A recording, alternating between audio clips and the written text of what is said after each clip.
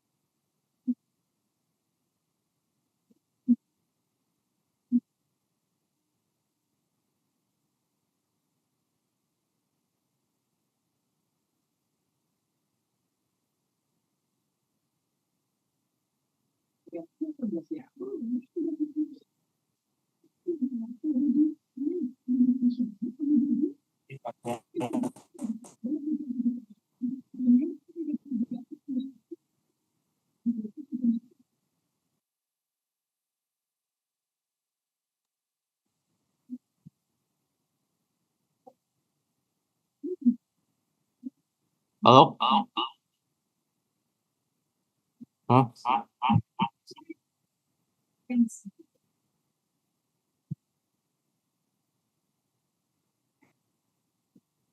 Halo?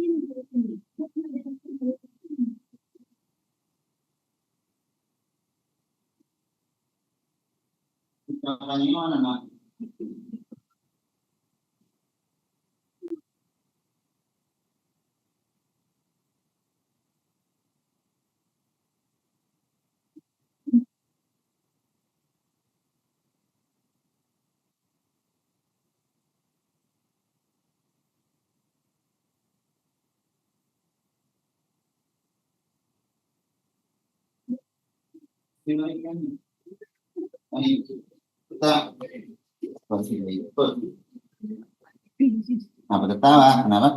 Nah, aku, alhamdulillah. Ikut nggak kak?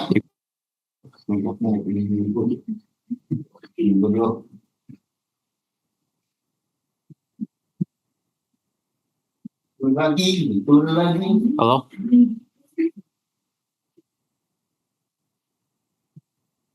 Tuh, ayah siapa kakak?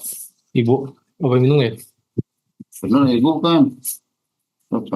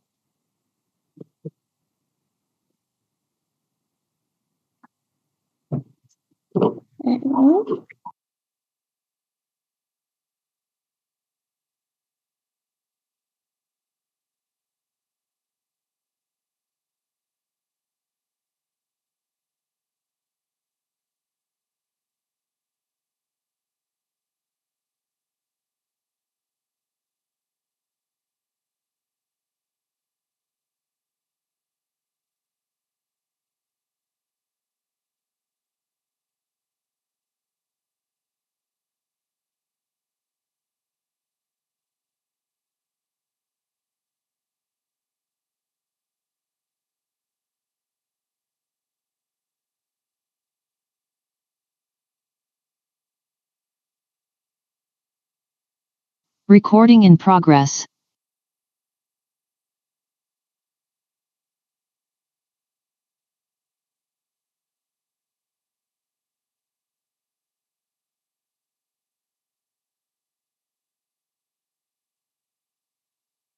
Selamat malam.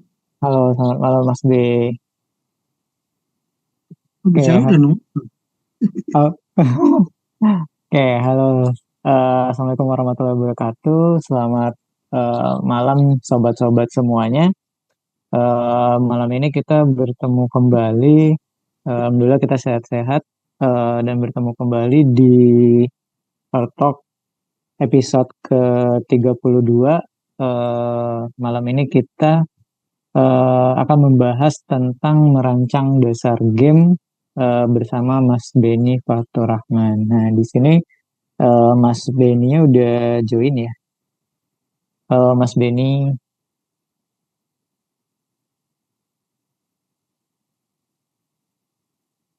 Sebentar Pak, ganti background. Sorry. Apa?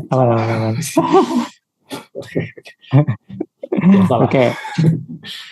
Oke, halo Mas Beni, sehat Mas? Sehat, alhamdulillah Pak Adi. Gimana kabarnya Pak?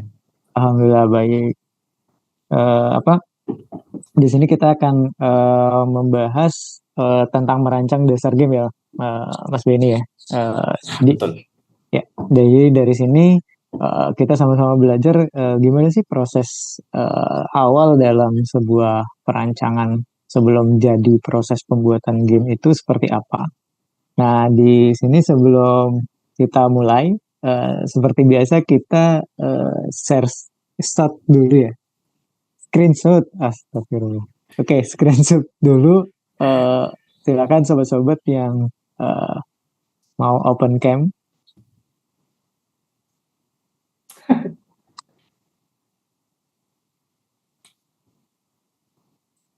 Oke, silakan. Oke, saya ambil 2 kali ya, buat sobat. Silakan boleh gaya bebas. Oke, udah masih ada. Saya tunggu.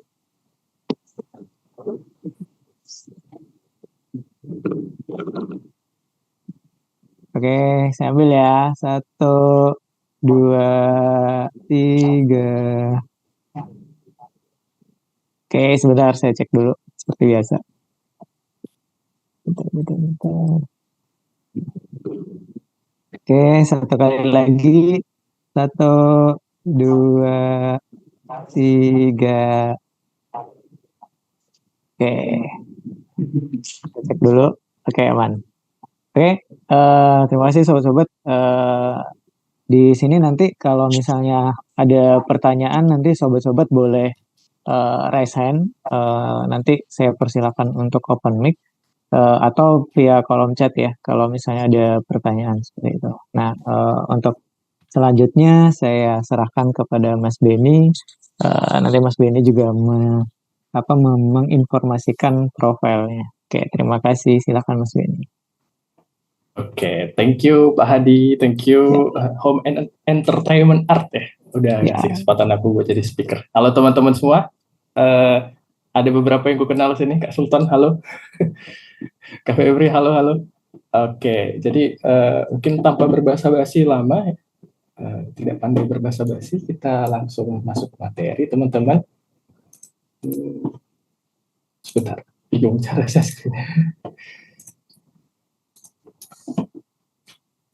Oke, apa suara aku sama share screen-nya udah kelihatan?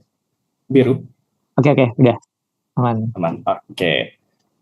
Oke, jadi teman-teman hari ini kita bakalan bahas tentang designing the base of the game ya, basic game kita. Jadi karena ini kita ngedesain basic game, pasti nggak jauh-jauh dengan apa yang disebut dengan game design. Oke, aku mau tanya dulu sebelum kita lanjut. Di sini ada yang sudah nyoba buat game kah? Mungkin ada? Oh iya, teman-teman nanti kalau misalnya pas aku lagi ngomong terus ada pertanyaan langsung bisa ngomong aja atau langsung di kolom chat ya, nggak masalah. Kita lebih enak dua arah gitu ya Pak Hadi ya mungkin. Yap, benar banget. Oke, belum ada kah? Belum ada kayaknya ya. Jadi lanjut aja. Mungkin perkenalan dulu ya. Jadi nama aku Muhammad Benifatur Rahman. Aku sekarang game developer sama ya kadang-kadang kalau kalau lagi BU mungkin ya, lagi butuh uang atau lagi nyambi-nyambi gitu, jadi software engineer gitu ya untuk web sama mobile gitu. Tapi mainly aku sekarang game developer. Untuk kenalan lebih lanjutnya bisa cek di web aku mungkin benifatur.dev atau linkin aku di Muhammad Benifatur Rahman. Sekarang aku lagi jadi game developer di salah satu studio game indie di Indonesia di Palembang, base-nya Hisa Games, dan juga lagi jadi lead community di Game Developer Palembang. Komunitas yang ada di Palembang, komunitas game yang ada di Palembang. Teman-teman kalau ada yang tertarik buat join, silahkan pantengin Instagramnya. Thank you. Kalau masih jadi pro. Gak apa. Oke, jadi lanjut nih.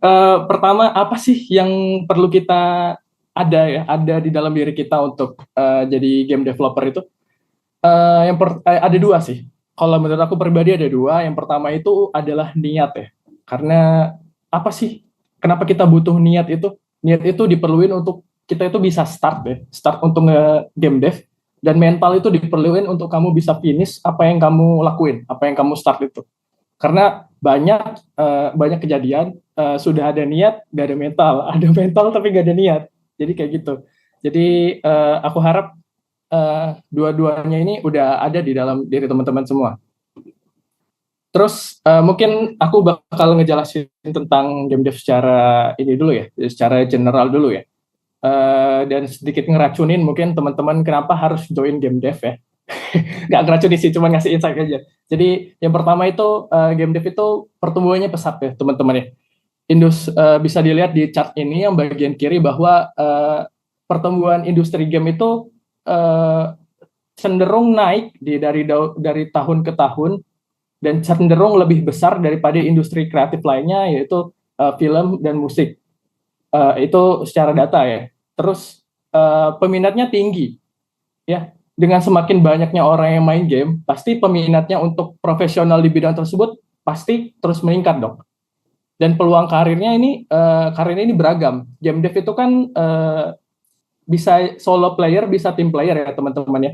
Jadi peluang karirnya itu bakal terus ada. Jadi dulu mungkin ada 3 role utama yang penting di game dev. Yang pertama itu ada game designer, ada game programmer, terus ada game artist. Nah sekarang udah berkembang tuh, udah banyak. Ada game marketer, ada sekarang malah ada content creator untuk apa ya namanya itu ya, social media manager ya, social media manager di game industry, dan itu bakal terus berkembang nantinya. Mungkin nanti ada AI engineer, entah apalagi dengan semakin banyaknya teknologi sekarang yang berkembang saat ini.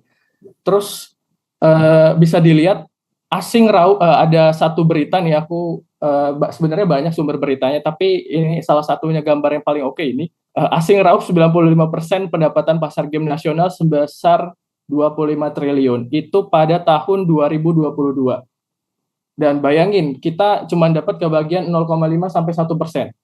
Itu cuma sekitar ya mungkin 22 miliar, 2 miliar kayak gitulah teman-teman. Jadi kita punya peluang sih sebenarnya di game industry ini, khususnya di Indonesia sendiri, karena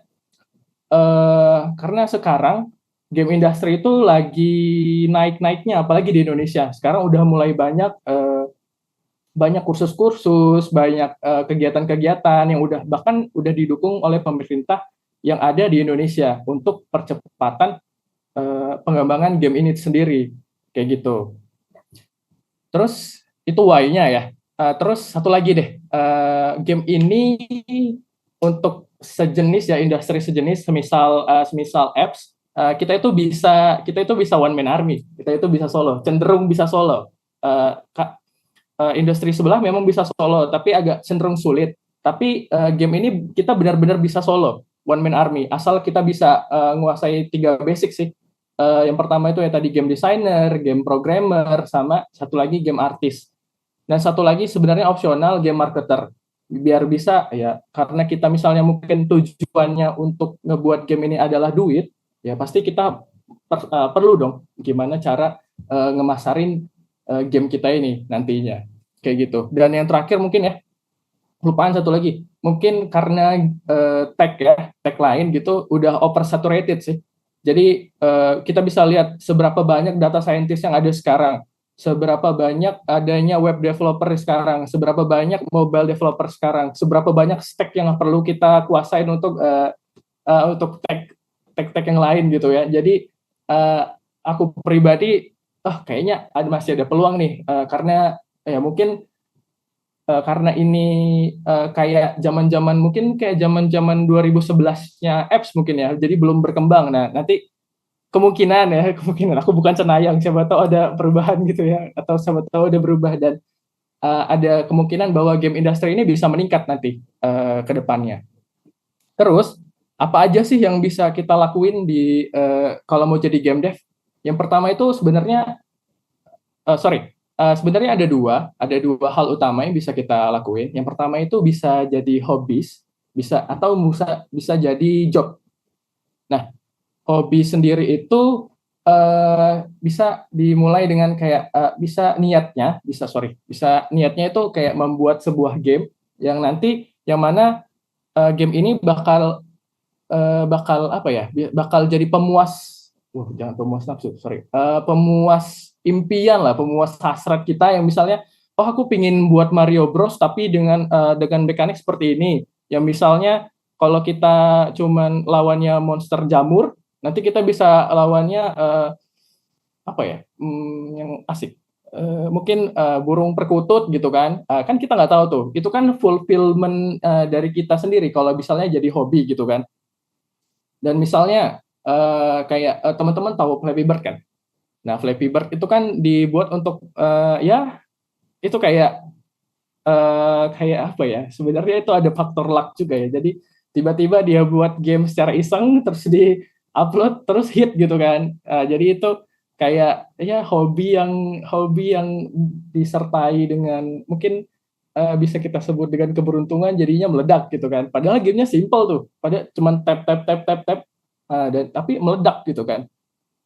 Terus ada satu lagi itu sumber penghasilan. Nah, teman-teman bisa ngebuat studio sendiri atau tim sendiri untuk menjadiin ini pekerjaan full time atau part time-nya, ataupun juga teman-teman bisa join ke studio lain, studio lain mungkin, atau perusahaan lain yang ada divisi game dev-nya untuk jadi full timer, untuk jadi full time job, untuk menunjang hidup teman-teman. Terus gimana sih cara jadi game dev itu? Kalau aku pribadi bakal nyaranin pelajarin fundamental sama dasarnya dulu sih dari game dev. Fundamental sama dasar kan beda ya teman-teman ya. Kalau fundamental itu suatu hal yang sangat penting, atau istilahnya dasar ya. Dasar sama basic. Fundamental dan basic, sorry. Nah, kalau basic itu sebenarnya juga dasar, tapi digunain dalam hal-hal yang lebih sederhana, atau bisa kita bilang dari awal dari sesuatu gitu. Nah, kenapa aku sebut pelajarin dasar-dasar? Karena dengan kita memulai memahami konsep dasar dari game development itu bakal lebih mudah sih kita adjustment-nya ke depannya. Kayak kita misalnya paham tentang fundamental pemrograman, terus kita mau switch ke misalnya dari engine Unity ke engine Godot gitu, atau misalnya dari engine Godot ke engine Unity, atau dari Unity ke Unreal, itu bakal lebih mudah teman-teman nantinya. Walaupun nanti mungkin teksnya agak beda, kita perlu ada penyesuaian dan lain-lain. Nah, terus gimana kita belajar dasar-dasarnya itu kita bisa ambil juga kursus atau pendidikan formal. Sekarang kan di Indonesia udah banyak ya, kayak di Polimedia Kreatif Jakarta itu udah ada Gametech, terus di PENS, sorry, ITS juga kayaknya sudah ada deh. PENS itu juga udah ada, di Batam juga udah ada, di Palembang nggak tahu ya, kayaknya semoga aja ada. Jadi selain pendidikan formal, misalnya di Palembang nggak ada gitu, kita bisa ambil kursus-kursus juga tuh. Kayak sekarang kan sudah banyak ada dari industri juga yang nyediain, dari kementerian, dari pemerintah itu juga udah mulai nyediain pelatihan-pelatihan. Ada dulu dari Balai Diklat BDI Denpasar itu ada pelatihan 3-in-1 game programmer, tapi sekarang udah nggak ada lagi. Kayaknya 2 tahun atau setahun yang lalu itu udah masih ada gitu. Terus setelah itu apa sih? Setelah kita udah belajar basicnya, atau sembari kita belajar basicnya, kita itu harus sama lah ya, kita ngebangun portofolio. Misalnya project mandiri ataupun ngambil-ngambil proyekan gitu ya. Misalnya project joki gitu ya. Aku bukan ngajarin joki ya teman-teman ya. Cuma aku kayak ngebantu lah istilahnya, ngebantu tugas teman-teman mahasiswa yang lain gitu. Misalnya, aku nggak bisa nih buat ini, tolong kamu buatin sih, kayaknya kamu bisa gitu. Nah kayak gitu tuh, bisa proyek mandiri ataupun bisa proyek dari orang lain. Terus kumpulin tuh karyanya, compile. Nah terus dokumentasiin semua proyek kamu tadi itu. Nah jadi dan nanti dipublish tuh di online. Nah bisa tuh atau di share-share. Oh guys, ini aku udah buat ini, bisa dicek, bisa dimainin dong kayak gitu. Nanti insya Allah nanti bakal opportunity itu tuh bakal ngikut teman-teman kayak gitu. Dan yang ketiga itu adalah repeat sih, terus belajar, terus improve, terus iterasi lagi kalau misalnya ada yang kurang dari apa yang sudah teman-teman lakuin tadi. Kemudian selanjutnya rolesnya tadi itu game design, ada jadi ada 3 roles penting ya teman-teman. Yang pertama itu ada game designer. Game designer itu yang kita bahas malam ini, orang yang ngerancang game, yang bakal nentuin gamenya itu bakal gimana nanti ke depannya. Istilahnya si idea person lah ya. Nanti terus ada game artist. Nah game artist ini adalah pembawa kehidupan ya. Kalau aku pribadi ngomongnya dia ini pembawa kehidupan ya, pembawa kehidupan di game. Karena as programmer ya, basicnya programmer, kalau gamenya itu cuma kotak bulat ataupun gambarnya jelek itu kayak mekaniknya sudah oke, tapi kok gambarnya kayak gini gitu kan, jadi ngebosenin gitu kan. Jadi aku sebut kalau game artis ini adalah orang yang pembawa kehidupan di game gitu. Nah game programmer ini ya apa ya bisa disebut ya, pembawa kehidupan juga, tapi lebih ke arah non visual mungkin kayak gitu. Dan ada role lain, maafkan gambarnya, role lain itu semisal audio engineer, audio composer, terus tadi ada game marketer, ada social media manager dan lain-lain tadi kayak gitu. Terus lanjut, tools apa sih yang bisa kita pakai? Kalau game design itu ada beberapa sih, yang sering kupakai itu ada 3. Notion, Google Docs sama Nuklino. Nuklino itu berbayar, jadinya kita pakai yang gratis-gratis saja, Google Docs atau Notion gitu kan, atau Word gitu. Nah, kalau artis kita bisa pakai banyak sih. Mungkin teman-teman di sini lebih paham ya, karena basicnya kan ilustrator atau ya pokoknya basicnya yang gambar lah gitu ya, artis gitu ya. Nah, mungkin ada yang sering aku pakai itu ada Affinity Designer, terus ada Illustrator dan lain-lain. Nah, sama Figma, itu tuh bestie banget Figma. So gampang. Terus ada game programmer. Nah, game programmer ini ada banyak ya, ada banyak engine-nya, ada banyak bahasa yang kita bisa pakai, dan teman-teman kalau mau start itu aku saranin cari game engine yang banyak tutorialnya. Dan mungkin kalau misalnya teman-teman bukan basicnya programmer, cari yang ngedukung visual scripting. Jadi at least teman-teman bisa pakai Logic di sana. Kalau misalnya malas untuk scripting kayak gitu, mungkin misalnya teman-teman kan biasanya artis gitu kan di sini kebanyakan, terus pengen ngebuat game untuk TA atau ada project lain gitu. Jadi bisa pakai visual scripting. Misalnya di Unity ada Bolt, terus di Godot ada KineScript itu udah ini belum ya? Aku belum pernah coba, tapi di Unreal Engine itu udah ada blueprint gitu. Nah, jadi bisa coba pakai itu. Selain tutorialnya banyak, harus ada yang support itu sih biasanya biar lebih oke. Terus ada yang lain-lain kayak misalnya kita mau bikin audio, itu bisa ada Audacity. Terus misalnya teman-teman lain yang lainnya misalnya untuk analitik dan lain-lain itu bisa pakai Sensor Tower dan lain-lain sih untuk toolsnya dari game dev sendiri. Terus masuk ke general game development process. Nah, jadi yang bakal kita obrolin malam ini adalah salah satu dari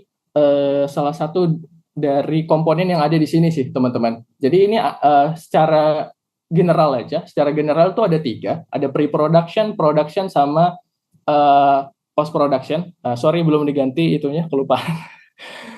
Jadi yang pertama itu ada pre-production ya.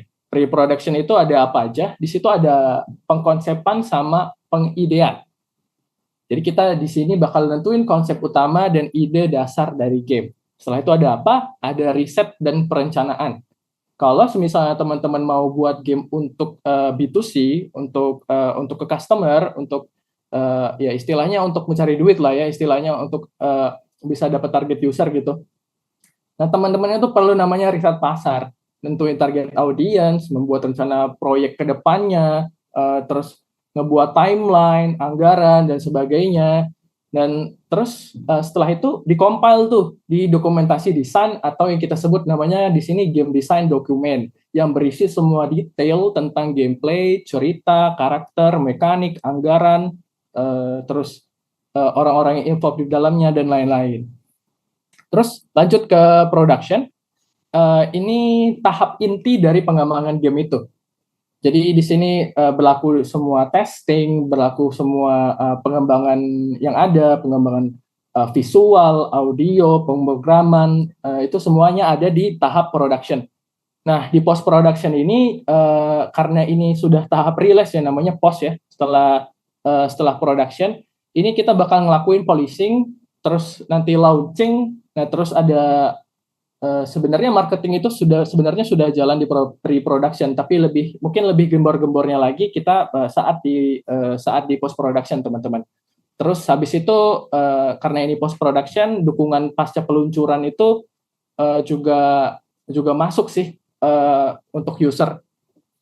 Nah, ada detailnya itu kayak gini nih. Yang pertama itu ada ideation atau konsep. Nah, yang tadi itu kemudian kita masuk ke alpha version, terus kita masuk ke beta version, terus kita masuk ke tahap testing, terus masuk ke release version, distribution, terus post release. Nah, bedanya sebenarnya di ideation atau konsep itu ada namanya prototyping ya, teman-teman ya. Mungkin teman-teman udah familiar di sini namanya prototyping. Tapi bedanya apa alpha version, beta version sama prototyping? Kalau alpha version itu di dalam game itu versi lebih upgrade daripada prototyping tadi. Kalau prototyping itu biasanya kan dilakukan lebih awal ya dalam proses untuk nguji konsep dasar game yang udah kita buat dengan yang cost yang lebih rendah ya. Terus kalau alpha version ini bedanya apa? Tahapnya ini lebih lanjut, di mana gamenya ini udah punya sebagian fitur besar atau fitur utama dan fungsionalitas dasar yang ada di gamenya kayak gitu. Lanjut, kita masuk ke materi. Oke, teman-teman, di sini kita bakal ngebahas apa sih itu game design. Game design itu apa sih? Bisa teman-teman baca di sendiri. Itu game design. Nah, aku elaborate lagi. Game design itu adalah proses untuk ngerancang segala hal yang membuat sebuah permainan jadi seru dan menarik untuk dimainkan. Bayangin apa ya, kita itu jadi seorang yang ngebuat sebuah dunia baru dengan media game. Itu game designer. Nah, game designer itu tugasnya apa sih ke depannya? Tugas game designer itu mikirin detail game. Mulai dari hal terkecil, mulai dari bagaimana cerita berkembang, bagaimana pemain berinteraksi dengan dunia yang ada di game, sampai-sampai perilaku karakter juga mereka yang bakal mikirin setiap detail itu. Nah, makanya game design itu sebenarnya itu bakal ada pecahan role-nya lagi selain game design ini. Dipecah lagi, misalnya ada sistem designer dan lain-lain kayak gitu. Terus mungkin bakal ada yang nanya nih ya, apa bedanya game designer, terus game producer, terus game product manager atau project manager itu apa sih? Kalau game designer itu fokusnya pada aspek kreatif dan gameplay aja teman-teman. Mereka itu nyiptain aturan, cerita, karakter, mekanik, permainan. Kalau game producer itu lebih ke arah manajemen buat manajemen buat produksi. Mereka itu pengawas untuk keseluruhan proses produksi dan mastiin bahwa game itu selesai tepat waktu. Nah, kalau project atau product manager itu fokusnya pada manajemen proyek. Kalau tadi kan manajemen produksi. Nah, ini manajemen proyek. Mereka itu yang ngatur timeline, ngelola tugas, mastiin proyek berjalan sesuai rencana atau enggak, kayak gitu. Nah, yang paling penting yang dimiliki seorang game designer itu menurut Giskel ini di bukunya di Art of Game Design itu the most important skill adalah listening, ngedengerin. Kenapa dia ngomong kayak gitu? Karena keterampilan yang paling penting bagi game designer itu adalah mendengarkan. Karena mendengarkan akan membawa kemampuan lain seperti problem solving dan creativity dan skill-skill lain yang bakal ngikut. Game designer itu harus ngedengerin banyak hal ya, dan itu bisa dikelompokin dalam 5 kategori. Yang pertama itu ya ada user, ada tim, ada klien, dan diri sendiri. Itu berapa? 4 ya? Satunya aku lupa. Listening di sini ini bukan dalam artian itu dalam artian dalamnya itu mendengarkan secara mendalam ya. Bukan hanya mendengarkan kata-kata, tapi juga ngeliatin bahasa tubuh, ekspresi wajah, nada suara, gerakan. Contohnya gini, misalnya teman-teman lagi ketemu seseorang di kantor gitu ya. Misalnya teman-teman ketemu Pak Ijo di kantor gitu. Misalnya kamu nanya nih, "Hai Pak Ijo, gimana nih kabar kamu?" gitu kan. Terus misalnya kayak di komik-komik gitu kan, menggerinyit, melihat ke bawah gitu kan. Mukanya agak nggak nyaman, bergeraknya agak kurang nyaman juga gitu. Tampak mencari kata-kata gitu kan. Terus baik, kurasa gitu.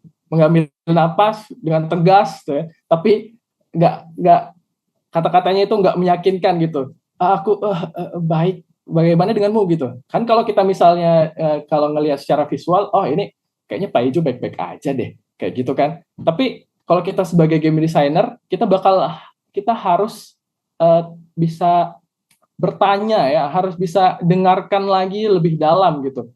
Bener nggak sih kayak gitu? Kenapa sih kayak gitu? Apa perasaan yang sebenarnya? Sekarang mungkin kayak gitu, tapi nanti kayak mana gitu ya. Mungkin ini agak-agak bersinggungan dengan overthinking, tapi bukan overthinking ya teman-teman ya. Nah, kita masuk ke elemen in Gadis. Gadis itu game design ya. Karena kepanjangan aku bakal aku singkat untuk kedepannya. Kalau misalnya ada kata-kata gadis itu game design artinya teman-teman. Nah, elemen-elemen penting yang ada di game design itu sebenarnya ada 5 ya. Yang pertama itu mekanik permainan, mekanik gameplay mekanik, sorry. Terus ada story dan naratif, ada karakter, ada level dan environment, terus ada UI dan UX. Nah, ini bakal kita bahas malam ini, ada 5 ini. Yang pertama itu mekanik itu apa? Kita bakal bahas. Tapi sedikit gambaran, mekanik itu adalah aturan dan sistem yang ngatur atau gimana mekanik yang ngatur gimana game itu bakal dijalankan sih ke depannya, kayak gitu. Kalau story dan naratif, karakter, level, user interface, kayaknya aku yakin teman-teman sudah bakal kebayang ya kayak gimana. Nah, yang pertama itu gameplay mekanik. Gameplay mekanik itu apa sih? Bisa kita lihat di situ definisinya. Gameplay mekanik is the act of deciding what a game should be. Mekanik itu adalah fondasi dari gameplay. Mekanik itu merupakan dasar yang menggerakkan permainan. Dia ini mengatur kayak pergerakan karakter, terus nanti sistem misalnya ada sistem combat, terus ada puzzle untuk teka-teki, dan mekanik ini perlu teman-teman ingat, ini harus seimbang agar permainan tetap menantang dan menyenangkan. Ya, kalau misalnya ini nggak seimbang, bakal ada unbalance yang bakal nyebabin bahwa game ini kurang menarik nanti ke depannya. Terlalu easy kah, atau nanti terlalu susah. Misalnya teman-teman di sini yang pernah main Dark Souls series, nah itu kan kalau aku pribadi nganggapnya itu terlalu susah ya. Jadi sebenarnya mungkin itu balance ya, tapi aku pribadi itu nganggapnya nggak itu terlalu susah, jadinya nggak asik dimainin gitu. Lebih suka main Skyrim gitu kan, bisa nge-spam spell kalau kita nge-cheat gitu, jadi lebih asik gitu. Preferensi pemain sih sebenarnya. Nah, ini salah satu contoh-contoh gameplay mekanik. Di sini ada table mekanik, yang di sini yang paling kiri, terus ada combat mekaniknya si Devil May Cry. Yang 5 kalau nggak salah ya, terus ada Mortal Kombat, sorry kok Tekken. Mortal Kombat yang paling baru, terus di situ juga ada World of Warcraft kalau nggak salah. Dota atau WoW ya? Kayaknya WoW deh, kalau aku nggak salah. Nah, terus gimana sih cara kita buat mekanik dalam game? Nah, kita itu perlu yang pertama, identifikasi tujuan game. Tujuan game kita itu apa sih? Apa yang bakal dicapai, apa yang kita inginkan untuk player kita itu capai di dalam game itu? Entah itu petualangan kah, entah itu strategi kah, atau full teka-teki kah. Kalau sudah, kita lanjut tuh.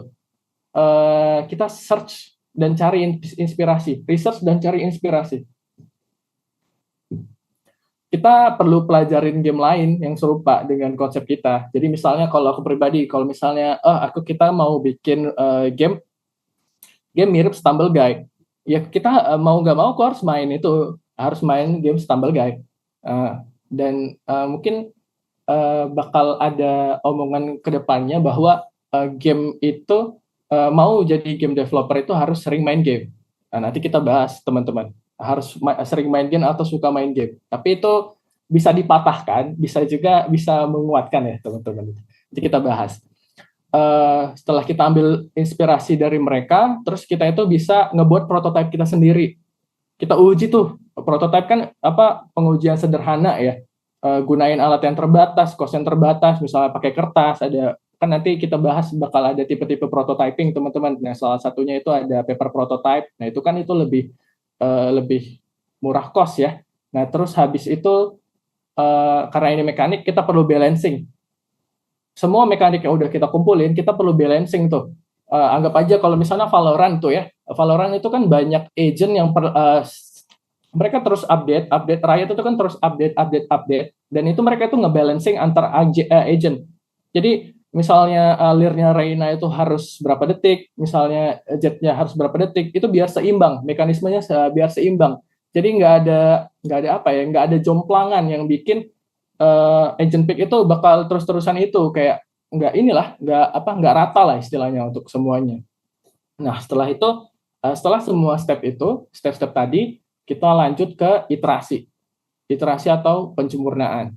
Terus perbaikin mekanik yang udah kita buat, misalnya ada yang perlu ditambahin, yang perlu dikurangin, yang perlu bisa dikembangin, kayak gitu. Dan gimana sih cara kita dapat inspirasi dan analisanya mekanik itu gimana sih?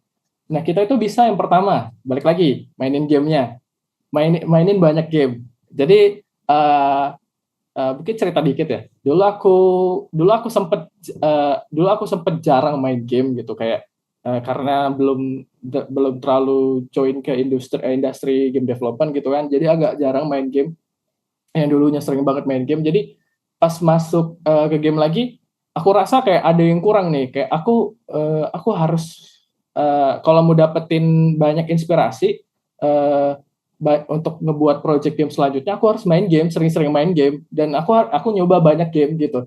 Karena aku pribadi mikirnya kalau aku nggak bisa dapetin banyak referensi dari game-game itu, nggak main banyak-banyak game itu, aku bakal nggak tahu tuh apa yang user butuhin nanti ke depannya. Misalnya aku jarang main game, terus aku jarang tahu option apa, misalnya di menu settings itu ada apa aja sih gitu. Apa yang mereka expect dari aku untuk taruh di menu setting itu. Kalau aku nggak tahu, pasti aku taruh cuma grafik, audio, sama quit. Nah, kan kayak gitu kan. Itu kan kayak basic banget gitu kan, kayak ketara banget, kayak nggak pernah main game gitu kan. Game developer nggak pernah main game kayak gitu. Jadi ya kurang oke aja sih kalau menurut aku pribadi gitu. Terus cara lainnya adalah kita bisa baca artikel dan bisa baca buku juga, karena sumber sekarang ini khususnya game dev itu udah banyak banget teman-teman. Misalnya contoh kecilnya aja, misalnya kalian buka LinkedIn gitu, selain orang-orang yang suka nge-share pengalaman atau penghargaan mereka, biasanya bakal ada artikel-artikel yang ngebuat tentang industri game gitu, kayak tips and trick, terus ada misalnya ada info pelatihan, terus ya bahkan lebih seringnya ini sih mereka share progress gamenya itu, terus share tutorialnya kayak gitu. Jadi kalian bisa dapat inspirasi dari sana sih kayak gitu. Yang ketiga itu diskusi dengan komunitas. Kita bisa pakai diskusi di komunitas karena namanya komunitas ya. Kan banyak orang tuh bisa dapat banyak pemikiran-pemikiran lain, bisa saling tukar pemikiran lain, bisa dapat referensi, bisa tukar referensi. Dan sekarang ini di Indonesia pun sudah banyak komunitas-komunitas besar untuk di bidang game development. Salah satunya mungkin bisa teman-teman lihat, mungkin kalau asosiasi ada Asosiasi Game Indonesia, kalau dia misalnya asosiasi komunitas nasional itu ada Indie Games Group Indonesia yang di bawah Google itu. Terus kalau misalnya komunitas daerah juga banyak, salah satunya ada di Bandung, di Palembang, di Batam, dan lain-lain. Jadi teman-teman bisa tukar pikiran lah di sana kayak gitu. Terus yang terakhir itu ada eksperimen sih. Teman-teman, aku lupa nama game Zelda yang baru itu setelah Breath of the Wild apa ya? Ada yang tahu nggak? Beda ya. Aku lupa, itu mereka nggak panit. Pas sebelum rilis aku sempat ngikutin berita bahwa The Legend of Zelda itu ngebuat satu mekanik mereka itu nyiptain paten baru ya untuk dalam bidang dalam tagnya si Zelda The Lost Kingdom atau apa ya, soalnya habis The Breath of the Wild itu aku lupa karena nggak main gamenya. Jadi itu sih, bisa eksperimen, teman-teman bisa eksperimen, misalnya kita gabungin mekanik ini dengan mekanik ini, terus ada yang dikurangin, ada yang ditambahin, itu gimana, apakah oke, dan kayak gitu sih. Terus gimana sih cara kita bisa dapat mekanik yang cocok untuk game kita? Yang pertama itu kita kalau misalnya untuk game ini untuk customer, untuk kita untuk masyarakat luas gitu ya, untuk target audience luas, itu kita harus tahu dulu audiens kita siapa aja gitu. Siapa aja yang main game kita, apa aja yang kira-kira mereka harapkan nanti, kayak gitu. Makanya misalnya biasanya kalau misal kayak game developer lokal ya, atau developer luar itu misalnya mereka rilis alpha atau beta version, ada beberapa yang rilis alpha version, mereka bakal ngebuka open alpha testing atau open beta testing kayak gitu. Dan mereka minta feedback tuh dari si usernya tadi itu yang ikut di testing tadi itu. Jadi mereka paham tuh, misalnya ada feedback dari player, ini kecepatan senjata firing rate-nya kurang nih kayak gitu, atau misalnya musuhnya di level ini terlalu susah, tapi kita belum dapat item yang nggak sesuai dengan kemampuan si karakter gitu, jadinya mati terus kayak gitu kan.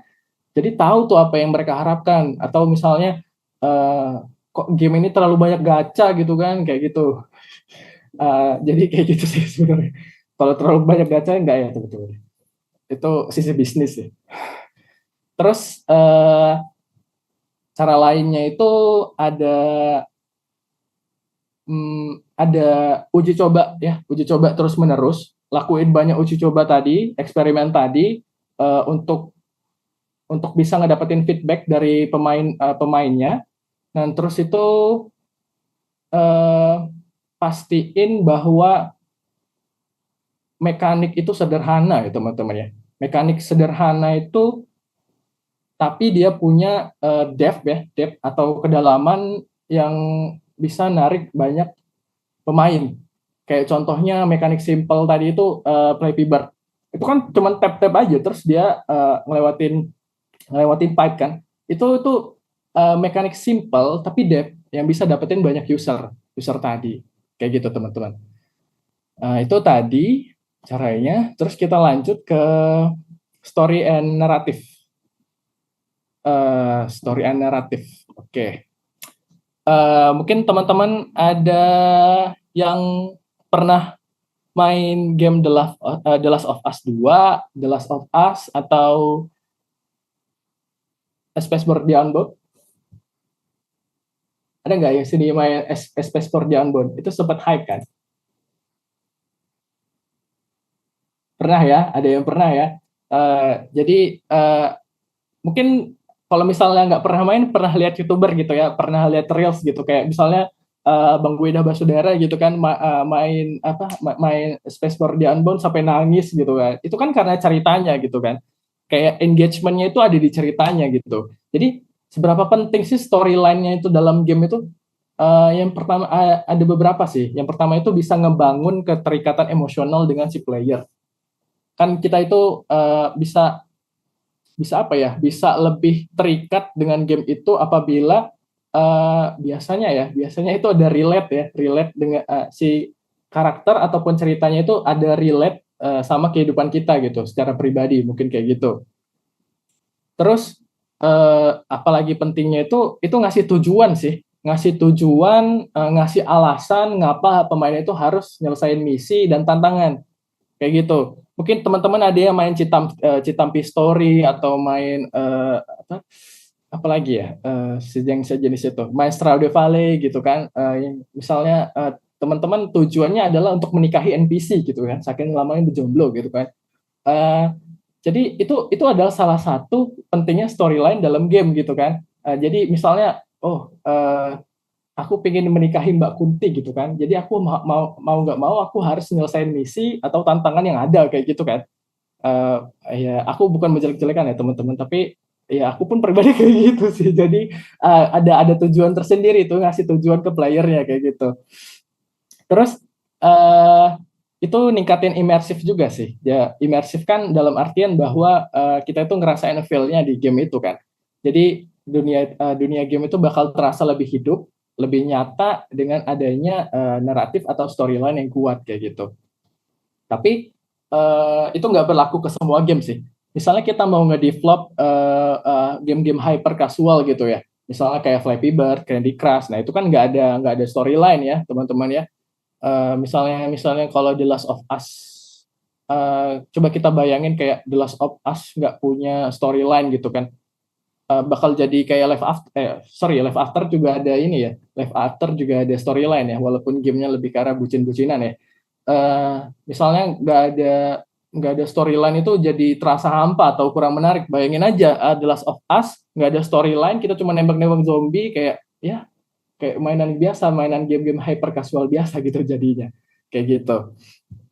Dan mungkin ada pertanyaan storyline dulu atau gameplay dulu ya. Aku pikir itu tergantung dari jenis gamenya ya. Kalau misalnya itu gamenya itu story driven game, itu bakal lebih bagus itu dikembangin duluan storyline-nya daripada gameplaynya, karena itu bakal ngasih fondasi bagi gameplaynya nanti ke depannya. Nah contohnya ini The Last of Us ini itu story driven game, jadi storyline-nya dulu yang dibuat, kemudian baru nanti gameplaynya. Kalau misalnya gameplay fokus game, itu banyak tuh contohnya. Misalnya ada kayak Super Mario Bros, ada Ragi in Peace, dan lain-lain. Itu core gameplaynya itu dikembangin lebih dulu daripada storyline. Nah, storyline ini fungsinya untuk menambah atau memberikan konteks ya, kasih konteks dan feel buat imersivitasnya di gamenya tersebut, kayak gitu.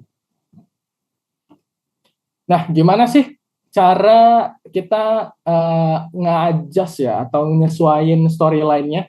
Yang pertama itu tadi itu kita harus pahami audience dan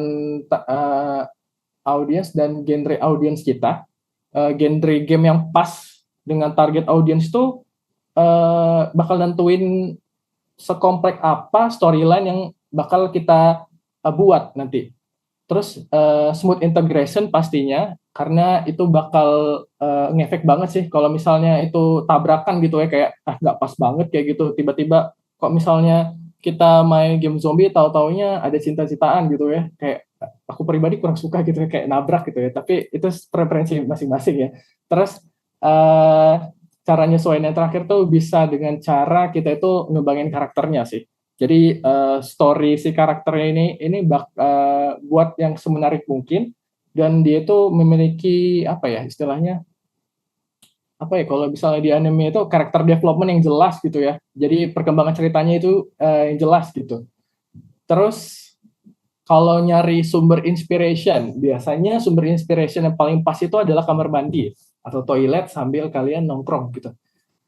Itu paling the best sih. Jadi kayak nggak kepikiran tentang kita nggak mau buat game ini, terus tiba-tiba wah muncul gitu kan. Nah terus yang kedua itu ada sejarah dan mitologi, terus ada ya secara dan mitologi, kayak misalnya game teman-teman pernah main game Hades 1 atau Hades 2 atau God of War atau lain-lain, Basara gitu. Itu kan ada unsur mitologi sama sejarah ya teman-teman ya. Nah terus ada pengalaman pribadi, apa yang pernah kita rasain gitu. Kalau misalnya teman-teman pernah baca gitu ya, aku pernah baca di artikel atau sorry kalau misalnya salah atau enggak. Space for the Unbound itu sebenarnya adalah salah satu cerita yang atau pengalaman pribadi yang dialamin dari si pembuat gamenya, salah satu tim pembuat gamenya itu. Jadi kayak gitu tuh. Tapi tetap ada penambahan, tetap ada pengurangan, tetap ada adjustment di sana kayak gitu. Nah, yang selanjutnya itu yang paling gampang itu adalah ngambil referensi dari game lain. Amati, tiru, modifikasi. Seringan pekiplek. Amati, tiru, modifikasi dari game lain. Misalnya Mario Bros tadi, itu kan udah banyak pengembangannya. Kayak misalnya banyak game 2D platformer lain, tapi ditambahin misalnya, kalau misalnya Mario itu cuman bisa nge-shootnya pas ada jamur, ini bisa nge-shoot terus, kayak gitu. Bisa upgrade senjata, misalnya di kayak gamenya, apa ya namanya, bukan Mortal Kombat. Aku lupa namanya game-game itu, sejenis apa ya. Skip lah, aku lupa soalnya. Nah terus itu yang terakhir ini agak berat, itu ngambil dari fiksi ilmiah dan ini yang spekulatif sih. Kurang oke ya. Tapi banyak game juga yang ngambil dari fiksi ilmiah kayak apa ya? Kok aku jadi lupa. Game-game fiksi ilmiah itu kayak ada yang tahu nggak game-game dari fiksi ilmiah? Oke, nanti bisa komen ya. Aku lupa soalnya. Nah, terus step by step-nya itu apa aja? Kita bisa ngebuat storyline yang oke itu. Yang pertama itu mulai dengan ide utama sih. Jadi misalnya kita punya ide utama, kita tentuin dulu konsep dasar ceritanya, terus apa itu misalnya dia itu ada petualangan epik kah, atau misteri kah, atau drama kah, atau horor kah, kayak gitu. Terus selanjutnya itu ngembangin karakter utama dan tentuin plot utamanya. Nah, buat karakter yang benar-benar kuat ya, buat main karakter yang benar-benar kuat dengan latar belakang yang mendalam lah istilahnya. Juga jangan lupa buat alur ceritanya yang jelas sih. Mulai dari awal, tengah, hingga akhir. Terus nanti jangan lupa tentuin titik-titik penting dalam cerita, ya plot points ya, bisa disebut itu ya. Kayak misalnya nanti plot points bagian perkenalan, konflik, klimaks, resolusi, dan lain-lain. Terus habis itu bisa buat subplot dan supporting karakternya, buat karakter pendukung yang ngedukung ya, aset karakter lah istilahnya, atau menentang karakter utama. Dan yang terakhir itu ada integrasi dengan gameplay. Nah ini harus dipastiin ini bakal smooth integrasinya dengan gameplaynya, harus mendukung ya, harus mendukung gameplaynya gimana. Misalnya nanti misi dan tantangannya itu harus jalan dengan alur cerita. Terus bisa kita pakai cutscene atau dialog ya dalam game itu untuk menyampaikan si ceritanya tadi kayak gitu.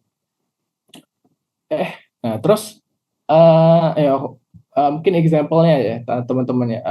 Contohnya misalnya kita itu punya ide utamanya itu petualangan di dunia fantasi atau dunia isekai di mana seorang pahlawan harus menyelamatkan kerajaan dari kekuatan jahat gitu kan. Terus nah itu ide utamanya. Terus nanti ada karakter utamanya seorang kesatria muda gagah berani dengan masa lalu yang misterius gitu kan. Nah, terus ada plot utamanya kesatria muda memulai perjalanan untuk menemukan artefak kuno yang dapat mengalahkan kekuatan jahat. Terus ada subplotnya pertemuan dengan berbagai karakter seperti penyihir, pencuri, assassin dan lain-lain, dan juga karakter-karakter lain yang memiliki peran penting dalam alur cerita kayak gitu. Terus jangan lupa ada integrasi dengan gameplay. Ya tadi itu ada misi untuk mengumpulkan artefak yang tersebar di berbagai lokasi yang ada di map. Terus tantangan dan teka-teki yang harus sesuai dengan alur cerita. Nah, yang selanjutnya ini karakter desain. Aku yakin teman-teman di sini mungkin sudah lebih paham ya tentang masalah karakter desain. Karena biasa aku programmer ya. Perkembangan karakter itu juga dipengaruhi oleh karakter desain yang ada ya. Karakter desain si karakter ini gitu ya. Karakter desain yang oke itu dapat buat pemain ya, dapat membuat player itu lebih ngerasa terhubung dengan permainan gitu biasanya. Nah, contohnya tadi itu balik lagi ke Citampi Stories mungkin kan. Teman-teman ngerasa bahwa Kunti ini cantik gitu ya karena karakter desain dia tuh bagus gitu, art style-nya bagus, proporsional dan lain-lain gitu, kayak impian para kaum Adam gitu ya. Jadi walaupun dia tidak nyata itu bakal ngebuat pemain itu engage dengan permainan kayak gitu ya, terhubung, connect gitu. Nah apa sih karakter desain itu? Seperti yang teman-teman lihat, karakter desain itu adalah proses untuk ngebuat visual atau tampilan, terus kepribadian dan latar belakang untuk karakter yang bakal muncul di game teman-teman. Dan ini nggak hanya di game sih, di film, di animasi, komik dan lainnya itu pasti ada namanya karakter desain sih. Dan tujuannya adalah ngebuat karakter yang menarik, unik dan relevan dengan cerita yang bakal nanti disampaikan. Kenapa karakter desain ini penting? Yang pertama itu, tadi ketertarikan emosional ya. Karakter yang dibuat dengan baik itu bakal ngebuat pemain itu merasa terhubung dengan gamenya, terhubung secara emosional. Mungkin bisa dia simpati, kagum, benci ya terhadap si karakternya, dan itu bisa ngebuat itu nguatin ya pengalaman bermain si playernya tadi. Terus dia tuh ngedukung cerita. Karakter yang kuat bisa memperkuat dan memperdalam narasi yang ada di dalam game. Terus daya ingat dan karakter desain yang bagus atau unik itu bisa lebih mudah diingat oleh pemain. Jadi bisa ningkatin popularitas game kita kayak gitu. Nah, ada elemen di karakter desain itu ada 3. Yang pertama itu ada visual, personality, sama backstory. Visual itu ngecangkup ada beberapa. Yang pertama itu ada penampilan fisik, entah itu bentuk tubuh, pakaian, warna, aksesoris, terus ada siluetnya, garis besar atau bentuk luar karakter yang harus bisa dikenali dengan mudah oleh pemain. Terus yang ketiga itu ada warna. Pemilihan warna yang tepat bisa ngebantu untuk kita komunikasiin kepribadian dan peran karakter ini ke player gitu. Terus ada detail khasnya sih, misalnya kayak kalau misalnya teman-teman ingat bahwa Kratos itu punya kepala botak ya dengan jenggot panjang di game-game beberapa gamenya itu. Jadi itu salah satu detail khas yang ada di visual karakter desainnya kayak gitu. Nah misalnya kalau personality ada sifatnya pemarah, suka ngebantai, itu kan Kratos kan, jadi kita bisa tahu tuh kan. Atau kalau dia ramah, pemalu kayak Mbak Kunti tadi. Terus personality-nya ada lain kayak cara bicara dan gerak, mungkin cara bicaranya yang kalau misalnya di dialog game-nya itu atau di voice-nya itu yang ramah, yang enak didengar gitu, bicaranya tenang atau bersemangat, ataukah misalnya kalau misalnya memang itu gamenya karakternya itu bisa NPC-nya itu bisa gerak, apakah pergerakannya anggun atau kikuk atau ya tantang metenteng kayak gitu. Terus ada backstory yang terakhir. Backstory itu misalnya asal usul dari karakter itu berasal. Misalnya tadi tadi itu ada karakter utama keterabak truk lalu terdampar di dunia lain ya ke isekai gitu kan, isekai banget gitu kan. Kan itu bakal diceritain tuh masa lalunya gimana. Terus mungkin ada pengalaman hidup si karakternya yang kayak pengalaman penting yang mereka yang pernah dihadapi lah, yang pernah dialami oleh si karakter utamanya, terus karakter-karakter yang ada di game. Terus ada hubungankah dia dengan karakter lain, misalnya bukan hubungan asmara aja ya, misalnya ada hubungan lain, misalnya oh ternyata itu ada ayah tirinya dari itu, atau misalnya dia adalah saudara jauh dari itu, tapi yang sudah terpisah gitu, terpisah lama sehingga tidak saling kenal kayak gitu.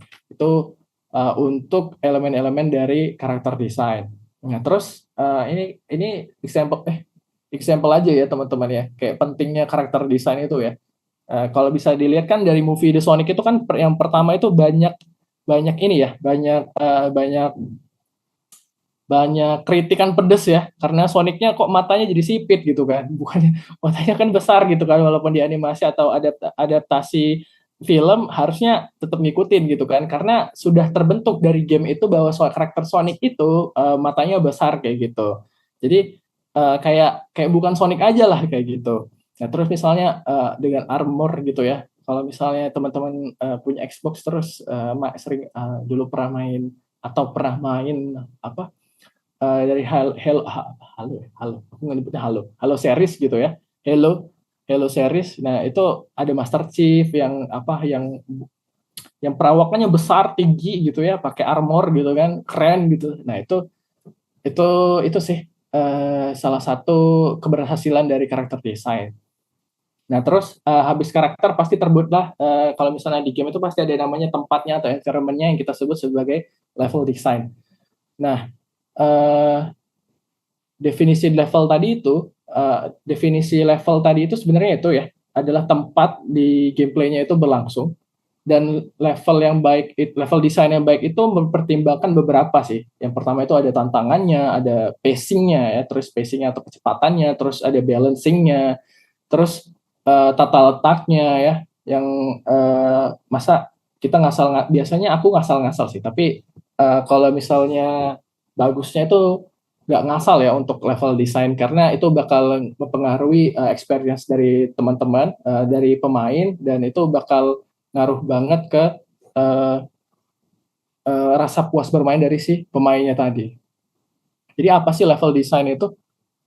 Kalau level design itu seperti yang di layar ya, proses menciptakan tata letak, tantangan, pengalaman dalam setiap tingkat atau area dalam game. Nah, ini cangkupannya luas ya teman-teman. Itu mulai dari environment setting, terus penempatan musuhnya tadi, terus item distribution-nya, pengaturan pengaturan kecepatan bermain ya, pace bermain kayak gitu. Jadi pemain itu bakal merasa tertantang dan terhibur gitu. Bayangin aja kalau misalnya Mario Bros itu kan level desainnya bagus ya. Jadi misalnya dia itu bakal pengenalan dulu di area pertama, di awal-awal itu bakal pengenalan dulu. Oh, itu bakal ada musuh kayak gini, kita bisa lompat terus musuhnya kegeprek si jamur itu kan. Nah, itu kan penempatannya bagus. Bayangin aja tiba-tiba langsung ada kura-kura yang terbang kayak gitu tiba-tiba. Itu kan nggak bagus ya, nggak oke gitu kan. Tiba-tiba Mario langsung mati, dan itu ngasih kesan yang buruk bagi ke player sih. Kayak gitu. Jadi ini contoh-contoh level desain ya teman-teman. Ini sebenarnya nggak ada contoh sebenarnya untuk game desain dokumen itu nggak ada contoh konkret, nggak ada contoh konkret, nggak ada aturan konkret yang bagaimana, tapi harus jelas aja sih. Karena kalau nggak jelas itu bakal pening kayak gitu. Bisa dilihat di sini ada beberapa, mungkin ada yang misalnya pakai digital atau ada yang pakai hand drawn kayak gini. Asal itu bakal memperjelas atau asal itu jelas gitu intinya. Asal itu jelas dan oke. Terus apa aja sih yang kita perluin di dalam game design itu? Level design, sorry. Yang pertama itu ada konsep sama temanya, ya harus punya konsep dong. Kalau nggak ada, kita kan perlu ide dasar dan suasana yang kita ingin ciptakan di setiap level kan, pastinya. Nah, yang kemudian itu ada structure and layout, ya. Mapnya itu, peta atau denahnya itu, yang ngatur jalur, ngatur rintangan, dan area-area penting mungkin ya. Terus eh, ada interaksi ya, interaksinya sama tantangan. Misalnya di tantangan ini dia punya ada spike gitu ya, ada spike ke atas gitu. Terus ada catapult gitu yang bisa bakal nembak playernya gitu. Itu kan tantangannya. Terus ada interactionnya mungkin dia dapat upgrade senjata di level ini, di bagian ini kayak gitu. Terus